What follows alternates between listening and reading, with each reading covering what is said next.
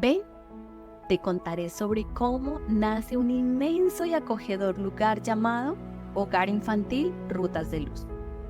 Esta institución está conformada por un grupo de trabajadores voluntarios de esta ciudad que acordaron trabajar en la localidad cuarta de San Cristóbal, Barrio La Belleza, con el fin de dar soluciones a muchas de las necesidades que tienen numerosas familias de esta zona, las cuales tienen problemáticas de violencia intrafamiliar, desempleo, desnutrición crónica, maltrato infantil, ingresos económicos bajos e inestables, problemas de consumo de sustancias psicoactivas. A su vez, con presencia de población desplazada y extranjera, entre otros. El Hogar Infantil Rutas de Luz es una institución no gubernamental, sin ánimo de lucro y de beneficio social. Iniciamos el 24 de septiembre del 2001, con 24 pequeñitos y pequeñitas que a hoy ya son más de 180 motivos para trabajar por sus ilusiones y las de sus familias. Unidos en un hermoso espacio, hemos enseñado día tras día valores morales y espirituales que integran a padres y madres a la educación y formación de estos maravillosos seres que se proyectarán en la construcción de una sociedad más justa y pacífica.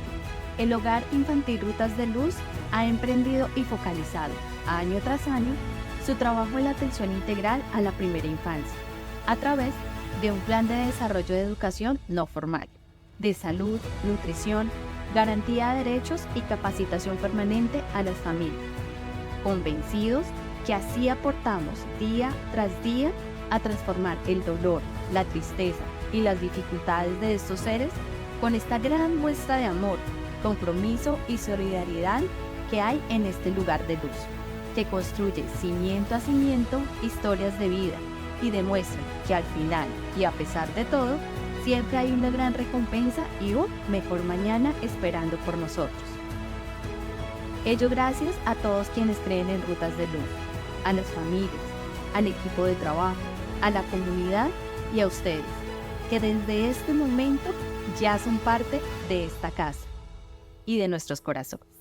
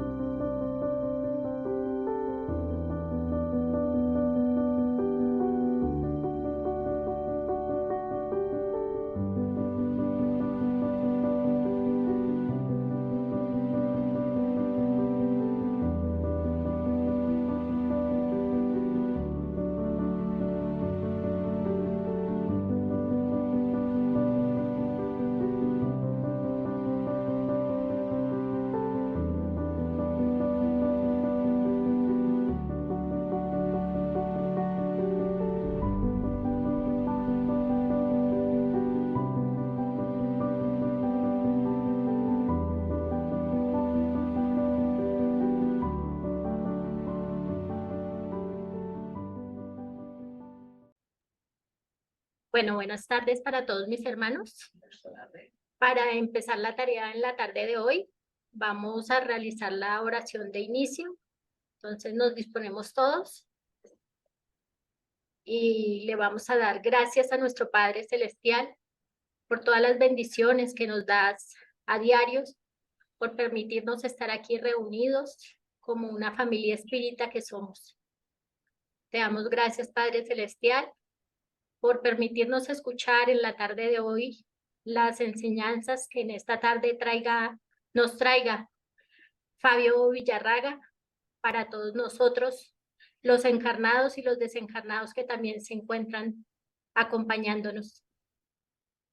Te pedimos, Padre Celestial, que ilumines en esta tarde a Fabio para que todas las enseñanzas y conocimientos que él tiene sea para nosotros un bálsamo, una alegría y que sean de práctica para cada uno de nosotros.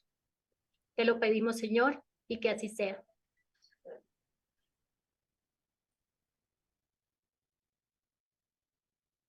Muy buenas tardes para todas y todos quienes están acá presencialmente, como quienes están en la plataforma.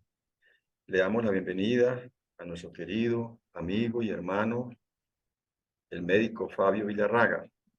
Fabio Villarraga es el director de la Asociación Espírita Sendero de la Esperanza.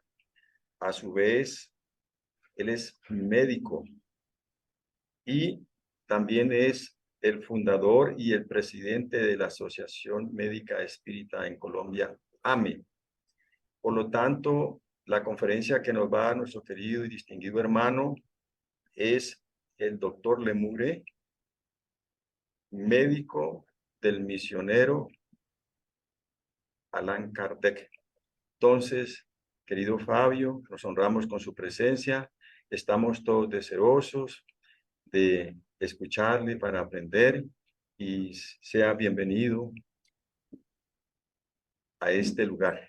Por favor, lo escuchamos. Bienvenido, querido Fabio. Muchas gracias. Muy buena tarde para todos.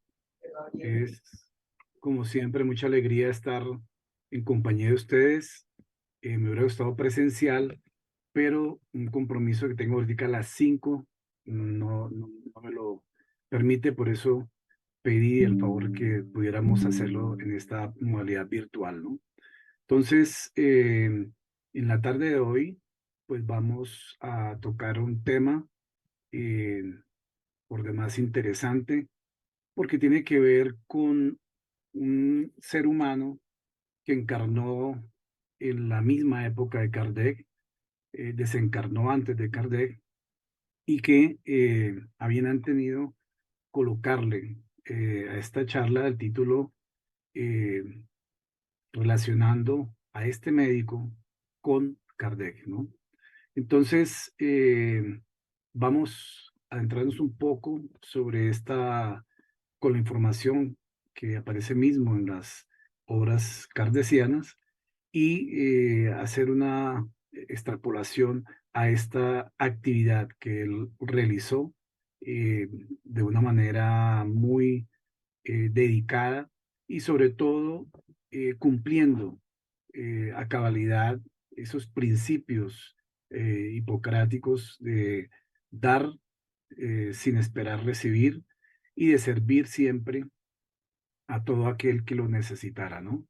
Entonces, el doctor Demois, que vivió en esa época con Kardec, fue el médico, inclusive personal de Kardec, que lo atendió en vida y después de desencarnado también continúa desde ese nivel dándole recomendaciones de orden terapéutico, ya que desde esa dimensionalidad el doctor Demois tenía pues mucha más amplitud en la visión no solamente diagnóstica, sino terapéutica, y podía ver con precisión cuáles eran las cosas que le estaban afectando más profusamente a Kardec, y por eso en una de esas comunicaciones le da una recomendación precisamente de que evitara el humo de la chimenea, que en las épocas de invierno, allá en Francia, pues siempre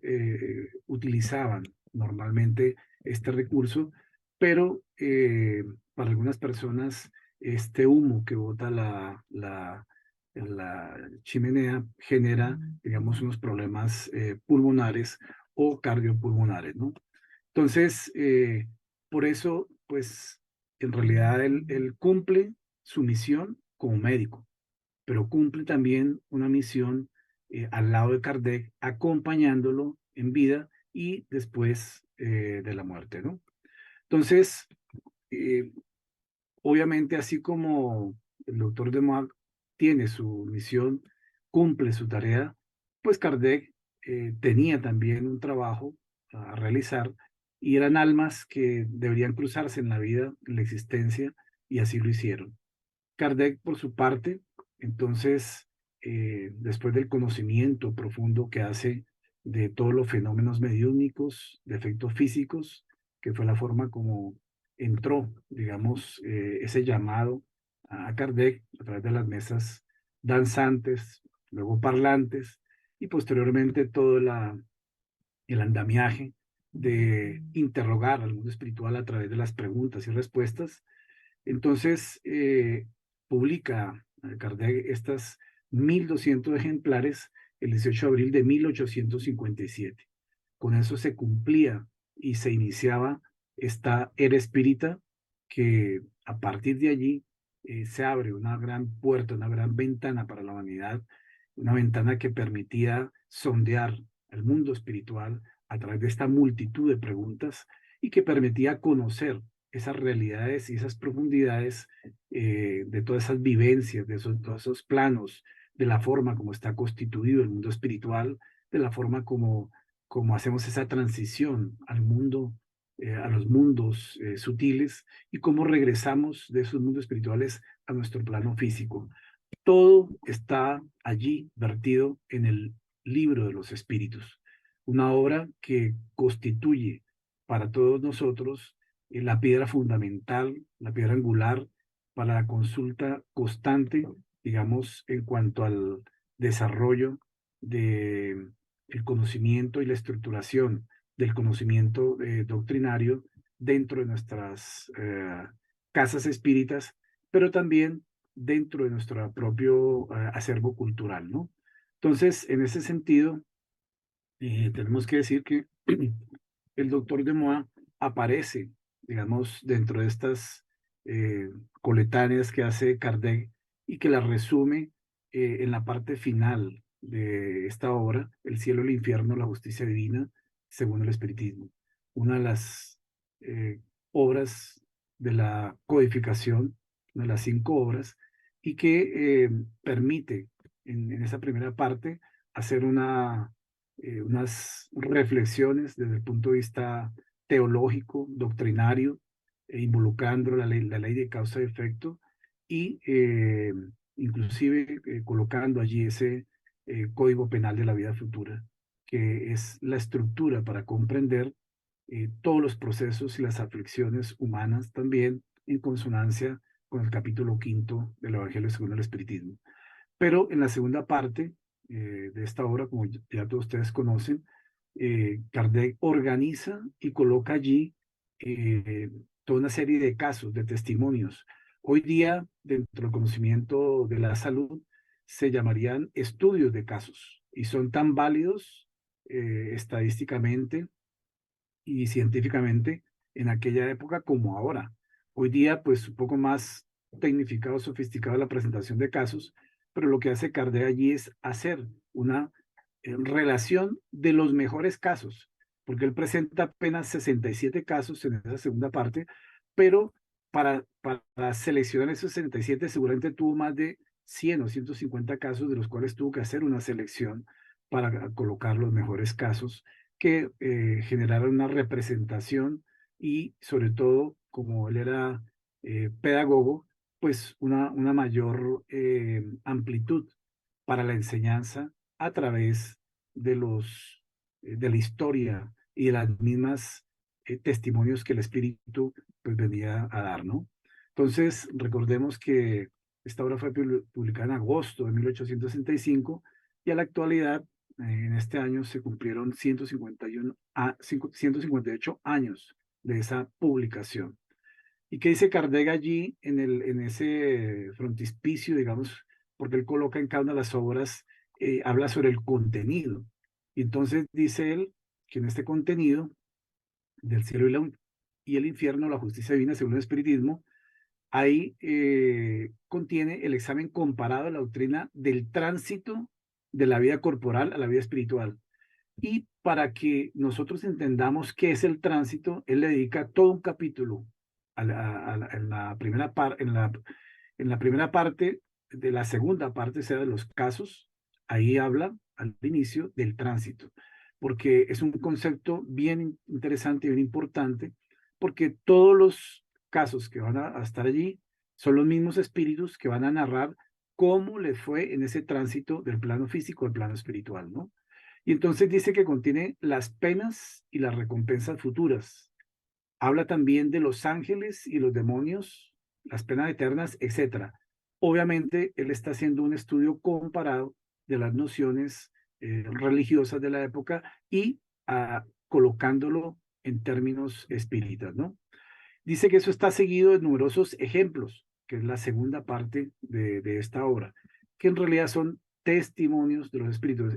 Esto, por el solo hecho de ser testimonio de los espíritus, es un recuento valiosísimo para la pedagogía y para el aprendizaje. Y es realmente irrefutable porque una vivencia no se puede refutar. Una vivencia simplemente se puede analizar, se puede reflexionar, pero lo que es vivido y que es así porque es una realidad físico-espiritual, pues tiene un peso realmente muy grande dentro del campo de la ciencia, ¿no? Entonces, también, digamos, analiza que habla de la situación real del alma en el momento de la muerte y después de ella, porque lo que hacen los espíritus allí es precisamente hablar de estas circunstancias inmediatamente de lo que ocurre después de la muerte. Y entonces, dentro de esta secuencia termina diciendo que coloca al alcance de todos el conocimiento del mecanismo por el cual se procesa la justicia divina en concordancia con el principio evangélico a cada uno según sus obras. Porque muchos de los casos que ustedes pueden ver allí narrados están dándole a cada uno lo que realmente le corresponde, ni más ni menos. El que tenía muchos títulos acá en la tierra y tenía niveles de sociedad de alta jerarquía, allá, si no era una persona realmente humilde, allá va al nivel que le corresponde. Y así como el que aquí era el más humilde de todos, está, digamos, si vivió esa vida con resignación, con amor por todo lo que hacía, llega al mundo espiritual con todas las dotes espirituales y con una gran riqueza espiritual. Entonces, por eso, este análisis que hace Kardec en esta obra es realmente muy valioso para la comprensión de un estudio comparativo que podemos hacer de diferentes casos, que nos permite aprender por comparación. Entonces, en esta línea de pensamiento, vemos aquí, en resumen, la primera parte y la segunda parte, 67 casos. 67 casos. Entonces, y miremos que Kardec en estos casos empieza, pues, como decíamos, hablando por el tránsito, ¿no? ¿Qué es eso el tránsito? ¿Y en qué consiste ese paso del mundo físico al mundo espiritual? Él lo llamó el tránsito digamos, de cambiar de esa dimensión. El proceso como tal para cada uno se llama desencarnación, ¿no? Que es diferente del concepto de muerte, ¿no? Entonces, por eso, dentro de esa clasificación, él ubica esta experiencia, digamos, esta narración del doctor Dumas dentro del grupo 2, espíritus felices, porque él era realmente un espíritu feliz aquí en la tierra, con todo lo que hacía, y feliz en el mundo espiritual por los bonos que recogió por su nobleza y su espíritu de servicio y dedicación dentro del campo, pues, de la salud, ¿no? Entonces, en esta segunda parte, capítulo 2, espíritus felices, hay entonces esta comunicación del doctor Demois, que aquí vemos una foto de él, es una foto que está en el Instituto de Pesquisas Espíritas Allan Kardec, y que muestra, digamos, una imagen real del doctor Demois de la época, quien viviera entre 1794 y 1865. Miremos que prácticamente pues acompañó a Kardec hasta esa época, o 1865, apenas 4 años antes de que Kardec desencarnara. Así que seguramente cuando Kardec desencarnó, allá pues el doctor de Ma ya lo estaba esperando también, ¿no? Y él, digamos, con esta figura noble que aparece allí, porque en esa época pues apenas lo que mejor podrían hacer eran los retratos al óleo con personas con alta destreza, digamos, en la pintura, para poder, digamos, eh, dejar, digamos, un legado para la historia de las facciones de un ser humano, en este caso, el doctor de Mano. Entonces, eh, narra Kardec que el señor de Moa había abrazado con ardor la doctrina espiritista, en la que encontró la clave de los más graves problemas de los cuales había vanamente pedido la solución a la ciencia y a todas las filosofías. Su espíritu profundo e investigador le hizo inmediatamente comprender toda su importancia. También fue uno de sus más celosos propagadores. Por correspondencia, se habían establecido entre nosotros, relaciones de viva y mutua simpatía. Entonces, era lo que estaba narrando Kardec allí, en esta parte, y él va colocando también lo siguiente. Muerto en Albi, el 25 de enero de 1865. Tengamos en cuenta esta fecha, 25 de enero. El señor de Moa era un médico homeópata muy distinguido en Albi. Su carácter, tanto como su saber, le había conquistado la estimación y la veneración de sus conciudadanos. Su bondad y su caridad eran inagotables, y a pesar de su avanzada edad, ningún trabajo le costaba ir a prestar sus cuidados a los pobres enfermos. El precio de sus visitas era el menor de sus cuidados. Aquí ya nos damos cuenta la calidad humana de este ser, de este médico formado en el área de la homeopatía, pero con una virtud no solamente de la bondad, sino una virtud de la caridad. Dice inagotables, es decir, que no tenía, digamos, ninguna barrera, ningún obstáculo a la hora de prestar, digamos, sus servicios médicos a los pobres enfermos, a los que generalmente ni les cobraba y antes, por el contrario, les brindaba también los remedios. Él sabía que habían otros que sí podían pagar, pero los que eran pobres ni les cobraba. Estaba más dispuesto a prestárselos al desgraciado que aquel que sabía que podía pagarle, porque decía que éste, a falta suya, podía siempre procurarse otro médico.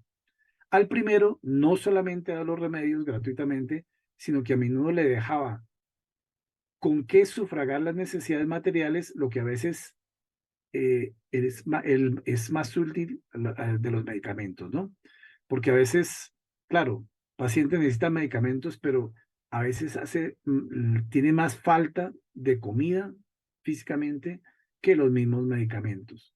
Entonces, dice allí que se puede afirmar que él era el cura de Ars de la medicina, es decir, por todas sus cualidades morales, hacía entonces esa comparación, ¿no? Y dice, Kardec, supimos su muerte el 30 de enero. Recuerda que murió el 25, y nuestro primer pensamiento fue el de conversar con él. He aquí la comunicación que nos dio el mismo día. Heme aquí, había prometido cuando vivía que después de mi muerte vendría, si me era posible, a dar la mano a mi querido maestro y amigo Allan Kardec. Es decir, ya él lo consideraba siempre un amigo, y obviamente, como muchos le decían en la época, el maestro Kardec, ¿no? Y comenta él mismo, doctor de Moa, la muerte dio a mi alma ese pesado sueño que se llama letargo, pero mi pensamiento velaba. He sacudido esa torpeza funesta que prolonga la turbación que sigue a la muerte. Me he despertado y de un salto he hecho el viaje. Entonces, esto ocurre en una persona que tiene una preparación ya de por sí, por toda su propia vida moral, preparación espiritual, preparación mental. Entonces, obviamente no le ocurre a cualquier ser humano, pero él está en esas condiciones de generar ese despertar allí de esa forma por su misma condición espiritual. Y dice el mismo, qué feliz soy, no soy viejo ni achacoso, porque claro, cuando ya pues eh, tenía sus años y obviamente sabemos que a través de esas cualidades periespirituales hay un proceso de rejuvenecimiento en la estructura semimaterial del perispíritu en la vida post-mortem, ¿no? Entonces, él precisamente se siente feliz y por eso lo incluye Kardec dentro de ese primer grupo de espíritus, que son los espíritus felices. Eso consideramos que tiene un sentido y un mensaje muy profundo. ¿Por qué Kardec inicia la descripción de los casos? Porque él habla de casos de suicidas, de expiación, de una turbación profunda, de muertes, digamos, muy complejas, pero empieza con los espíritus felices. ¿Qué quiere decir eso? Que lo que nos espera a nosotros en el más allá es un estado de felicidad si nosotros, digamos, nos sabemos conducir en vida. Si hemos hecho, si no hemos hecho, si cómo lo hemos hecho, si hemos estado o no en sintonía con las leyes de Dios, allí está, digamos, estamos escribiendo nuestra propia morada y nuestro propio tránsito será o no de un espíritu feliz, ¿no? Entonces, por eso, el hecho de que Kardec coloque los espíritus felices de primeras es porque al leer estos casos de esos espíritus felices en primera circunstancia, vamos a encontrar que realmente el mundo espiritual no es nada, digamos, ni letárgico, ni oscuro, ni pesimista, ni negativo, sino todo lo contrario. Es un mundo de luz, de felicidad, que nos espera a todos, digamos, según la condición de cada uno. Pero deposita en cada uno precisamente la responsabilidad de lo que hagamos hoy día para llegar allá con un espíritu feliz, así como lo hizo el doctor de Moa, como él mismo le decía, qué feliz soy, qué feliz soy. Y cuando alguien lo expresa así de corazón es porque realmente lo está viviendo, ¿no? Entonces, en este sentido, eh, dice Kardec que las dos comunicaciones siguientes dadas el 1 y el 2 de febrero son relativas a la enfermedad de que estoy atacado en este momento, decía Kardec, ¿no? Entonces dice, mi buen amigo, le decía el doctor de Moa a Kardec, tener confianza en nosotros y buen ánimo. Esta crisis, aunque fatigosa y dolorosa, no será duradera y con los tratamientos prescritos podréis, según vuestros deseos, completar la obra que ha sido el objeto principal de vuestra existencia. Acordémonos que está hablando aquí en qué año, 1865, ¿no? Todavía faltaban 4 años más de trabajo que tenía Kardec por hacer en el hecho, digamos, de completar todo el proceso que tenía como compromiso en esta existencia, ¿no? Entonces, dice, no obstante, estoy siempre a vuestro lado, o sea, el doctor Noval al lado de Kardec, con el espíritu de verdad, quien me permite tomar en su nombre la palabra como el último de vuestros amigos que ha venido entre los espíritus.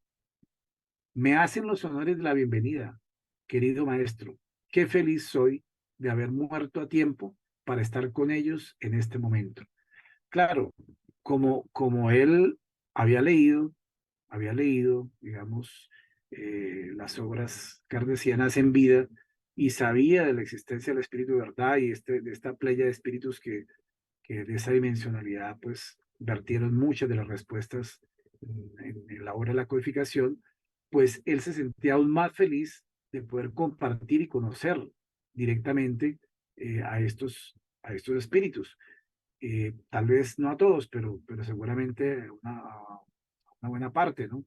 Entonces, ¿esto por qué? Por el nivel vibratorio en el cual él se encontraba.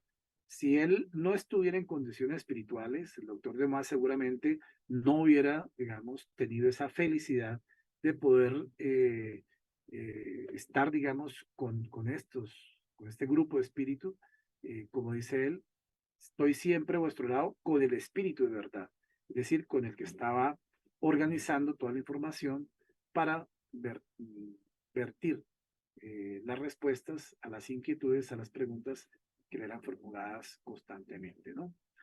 Entonces dice, si hubiese muerto más pronto, quizás os hubiera podido evitar esta crisis que no preveía. Hacía muy poco tiempo que estaba desencarnado para ocuparme de otro asunto más que de lo espiritual. Pero ahora os velará, querido maestro, vuestro hermano y amigo, que está contento de ser espíritu para poder estar a vuestro lado y cuidaros en vuestra enfermedad. Conocéis el proverbio, ayúdate y el cielo te ayudará. Ayudad pues a los buenos espíritus en los cuidados que os tienen, conformándoos estrictamente con sus prescripciones. Hace aquí demasiado calor. Ese carbón os es nocivo. Mientras estáis enfermo, no lo encendáis. Contribuye a aumentar vuestra opresión. Los gases que de él se desprenden son deleterios. Y se refería, pues, obviamente a esta forma, digamos, de calefacción que tenían para la época. Y firma ahí vuestro amigo Demois. Entonces, él desde la dimensionalidad, obviamente, ya no solamente veía los órganos del cuerpo físico, sino veía los órganos del cuerpo perispiritual para poder, digamos, entender, comprender la profundidad de la patología que estaba asociada en ese momento, 1865, a Kardec, que le estaba afectando los pulmones, ¿no? Y le habló pues de la causa y le dio la recomendación para evitar, digamos, ese encuentro, digamos, o ese contacto con esos humos deleterios que se desprenden del carbón, en este caso, porque era lo que usaban allí, carbón de leña, para calentar los días fríos en los inviernos ahí en París, ¿no? Entonces, en ese sentido, da esa primera comunicación, dándole estas recomendaciones y obviamente hablándole en ese tono de amistad. Otra carta contiene el relato siguiente, y esto ya se refiere a una situación en la cual participa el espíritu del doctor Demois con una paciente que era una paciente de ella en vida, de él en vida, y entonces después del hecho que ocurre, es escrito y le envían, digamos, a Kardec, una carta como muchas de las cartas que le enviaban, dándole, digamos, un testimonio de la presencia del espíritu del doctor Demois en esta atención terapéutica, ¿no? Entonces, dice él, ocultamos a la señora G, medium, la señora G, era una medium vidente y sonámbula muy lúcida. Ocultaron a ella la muerte del señor Demois. La señora G era paciente del doctor Demois en vida, ¿no? Entonces, y dijeron que le habían ocultado la información de que él había muerto para no afectar su extrema sensibilidad. Y el buen doctor, comprendiendo, sin duda nuestras miras, había evitado manifestarse a ella.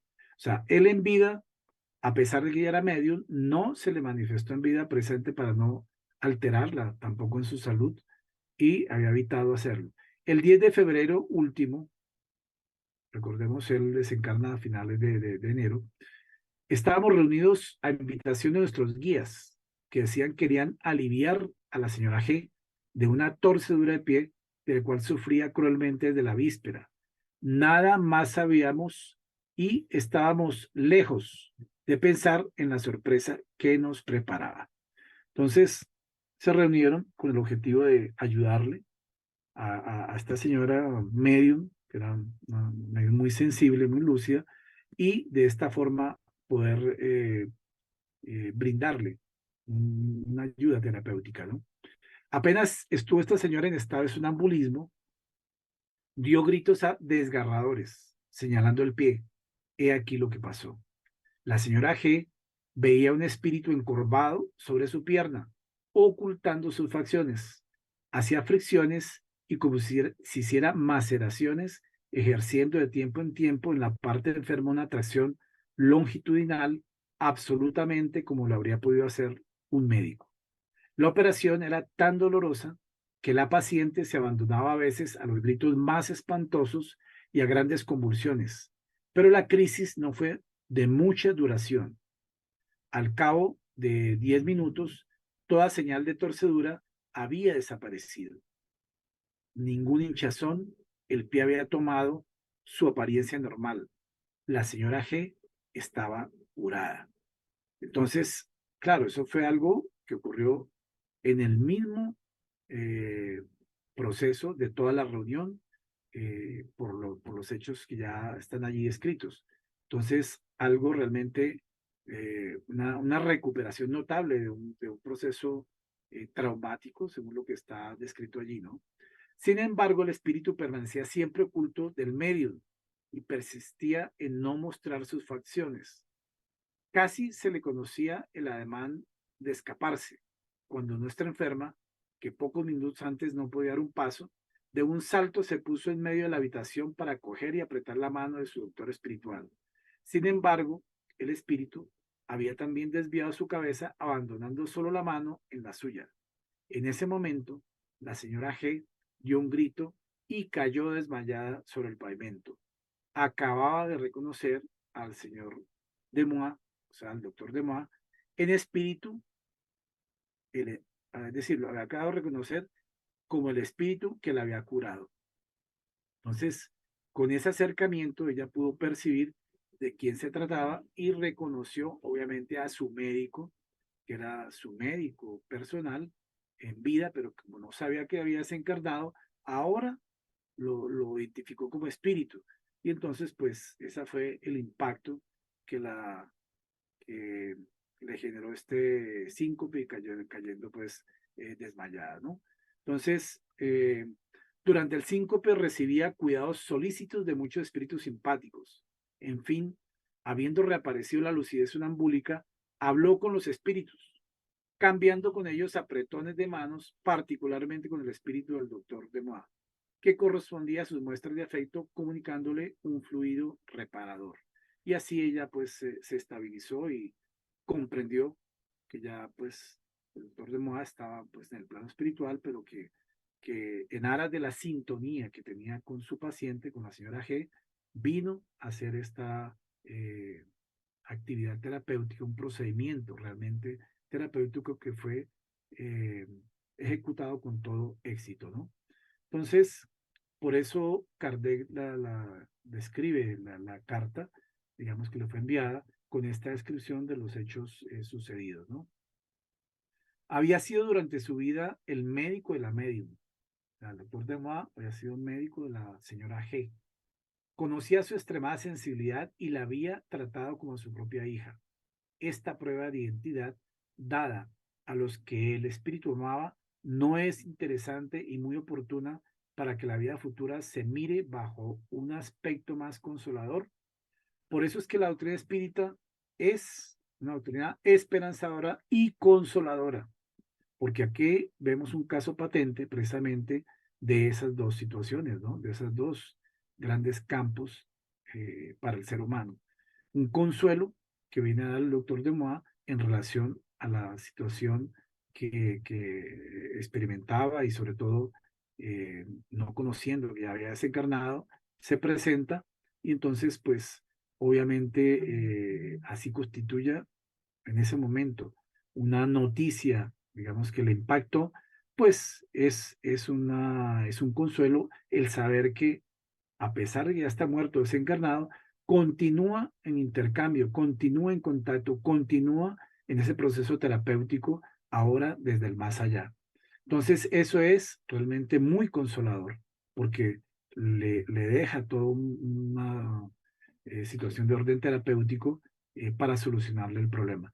Pero también no solamente es consolador, sino esperanzador, porque saber que la persona con la cual ha interactuado, que ha sido su médico, está en el mundo espiritual y desde allá continúa, digamos, en un nivel moral y espiritual que le permite, digamos, ese tipo de comunicación, pues eso realmente genera una esperanza profunda o mantiene una esperanza de que así como estemos acá en este plano, podemos recibir esos beneficios en el mundo espiritual. Es la esperanza de una vida mejor en el más allá. Ya culminó su experiencia de vida en este plano y ahora le corresponde entonces en el plano espiritual continuar, y démonos cuenta que continúa en la misma línea de trabajo. Era médico en la tierra, ahora es médico en el cielo, es decir, en el plano espiritual o en los planos espirituales, ¿no? Así como hay un libro de, de, de una enfermera Lebrun, Médicos del Cielo, Médicos de la Tierra, porque generalmente se mantiene esa línea. Entonces, eh, he ahí por qué, digamos, se dice que la doctrina espírita es esperanzadora y consoladora. Con un solo caso podemos analizar esa situación. Por eso, digamos, la existencia de los médicos espirituales es una realidad y por eso este caso del doctor Demois constituye que es, con certeza, el primer médico espírita de la historia del espiritismo, porque pues era médico, era espírita en vida y pasó al mundo espiritual siendo médico, continuando siendo espírita, y desde allá seguía esa misma línea de trabajo terapéutico, ¿no? Entonces, son muchos hoy día los médicos espirituales que existen, de los cuales tenemos noticia, algunos más conocidos que otros, otros más dados a los trabajos de salud, eh, y que de pronto sin conocer a profundidad la doctrina espírita, como el doctor Prix, pero en el caso de Andrés Luis, sí, conocedor profundo de la doctrina espírita y conocedor del campo de la salud, también como el doctor Becerra Meneses, ¿no? Entonces, en este campo pues, de la salud y estos medios espirituales, hay mucho terreno también, digamos, para tratar, pero pues nos cabe marcar aquí que para el caso del doctor Demois, al pasar de ese tránsito del plano físico al plano espiritual, pues simplemente está en ese proceso ya de convertirse en un médico espiritual, pero médico espírita y médico espiritual. Porque así como en el plano físico, también en el plano espiritual, hay muchos médicos que no son espíritas, seguramente, así como aquí en el plano físico también ocurre, la mayoría de médicos no son espíritas. Entonces, es una línea que conjuga estas dos áreas, la ciencia espírita con la ciencia de la salud. Y en el caso del doctor Demois, sí, estaban conjugadas las dos, ¿no? Entonces, en este objetivo terapéutico, el mismo doctor Demois aprendió a ser médico de sí mismo, ¿ya? En este proceso de su aplicación de estas bondades terapéuticas, de esta generosidad, de este sentido caritativo y este espíritu de servicio que tenía, pues indica que aprendió a ser médico de sí mismo. Era médico de los demás, pero con ese gran espíritu de servicio era médico de sí mismo. Y ese es tal vez el objetivo para todos, no solamente para todos los que están en el área de salud, sino para todo ser humano. Porque en el proceso evolutivo, lo que realmente ocurre para cada ser humano es que tenemos que aprender a sanar nuestras propias heridas. Tenemos que aprender a reestructurar nuestras propias imperfecciones. Tenemos que aprender a desarrollar las virtudes. Y en ese proceso, ¿qué es lo que estamos haciendo? Estamos dándonos a nosotros las propias medicinas que necesitamos. Entonces nos convertimos en médicos de nosotros mismos, en psicólogos de nosotros mismos, o en médicos de los demás, en psicólogos de los demás, cuando digamos, tenemos alguna responsabilidad o tenemos, digamos, alguna eh, eh, cualidad, digamos, para hacer eso, ¿no? Entonces, en ese sentido, obviamente hay que recordar aquí, en una sola línea, toda la tarea que hizo el doctor Luis Uribe como uno de los, tal vez, sin lugar a dudas, el médico espírita más notable que ha existido en la historia del movimiento espírita colombiano, ¿no? Si allá en París, si allá en Francia fue el doctor Demois, aquí el doctor Luis Uribe es la estrella que más fulgura en el firmamento de la salud y los médicos espíritas colombianos, porque ahora con la obra que recibimos en el Congreso, Origen e Historia del Espiritismo en Colombia, de Mario Sáenz, para los que ya la han leído o la están leyendo, se van a dar cuenta que no solo hubo un médico acá en la historia del movimiento espírita colombiano, sino son varios médicos que estuvieron en la gestación de este movimiento desde finales del siglo XIX, principios del siglo XX, en una lucha pionera fuerte frente a los desafíos que, que los estigmas, digamos, de la iglesia y de la religión presentaban, digamos, para la época, hoy día ya mucho más comprensibles y suavizados en una visión más ecuménica como se tiene hoy en día, ¿no? Entonces, el doctor Luis Uribe, pues, publica esta obra Mirando el Misterio, de la cual la AME Colombia, la Asociación Médico Espírita de Colombia, hizo una nueva edición, digamos, que fue lanzada en el auditorio de la 121 y que algunos de ustedes nos acompañaron allí, así como el nieto del mismo doctor Luis Uribe también nos brindó allí una conferencia, ¿no? Él lo que hace es una contribución del estudio de los fenómenos medianímicos y sus proyecciones sobre el problema moral y religioso. Algo parecido a lo que hizo Kardec en esa obra El cielo y el infierno, la justicia divina. Hace una proyección sobre el problema moral y religioso y ahí está él narrando todas estas cuestiones de tipo doctrinario, pero obviamente con la mirada del doctor Luis Uribe le da una sustentación de todos los investigadores de la época, precisamente develando lo que se considera un misterio y que es en realidad un conjunto de conocimientos ahora vertido en la humanidad a través de la pluma de Kardec, pero inspirada pues y con autoría intelectual de todo el grupo del Espíritu de Verdad, ¿no?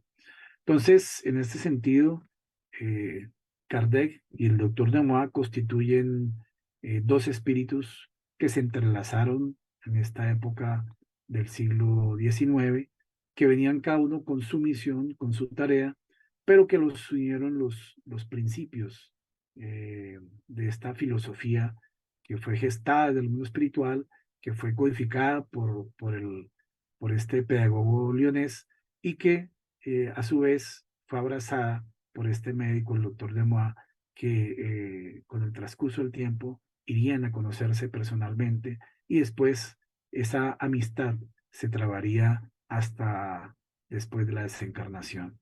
Y es así como abrazando esos ideales, no solamente doctrinarios, sino crísticos, juntos terminan sus jornadas en este plano de la tierra con todo el nivel y la felicidad para sus espíritus y también para la humanidad por el deber cumplido que realizaron en este plano de la vida.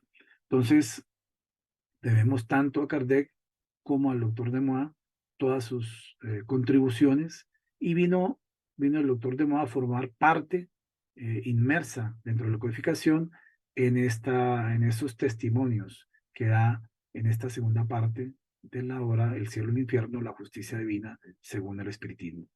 Entonces, eh, constituyen ejemplos de grandes espíritus que desarrollan para nuestro plano de la vida los mejores ejemplos, dejando, digamos, una estela de luz por donde ellos transitaron en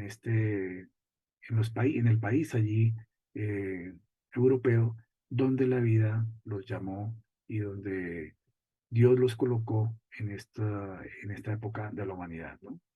Entonces, agradecemos a todos pues su paciencia y también pues si tienen alguna inquietud, alguna pregunta, pues con mucho gusto, antes de pasarnos al otro compromiso que tenemos.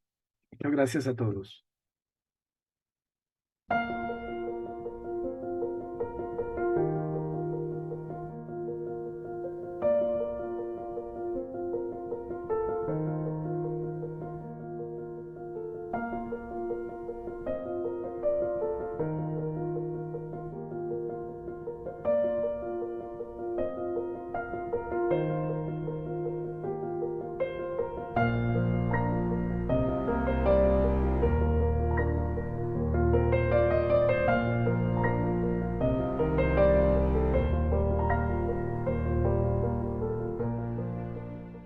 Bueno, buenas tardes para todos.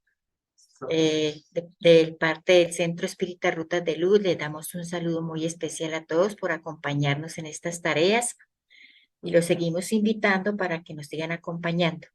De una manera muy humilde y sencilla, vamos a elevar el pensamiento hacia Dios, dándole las gracias por este momento que nos permite, Señor, el poder expresarle nuestros sentimientos de gratitud por todo lo que nos da día a día, por esta existencia que nos ha regalado y podemos aprender más de ti, Señor.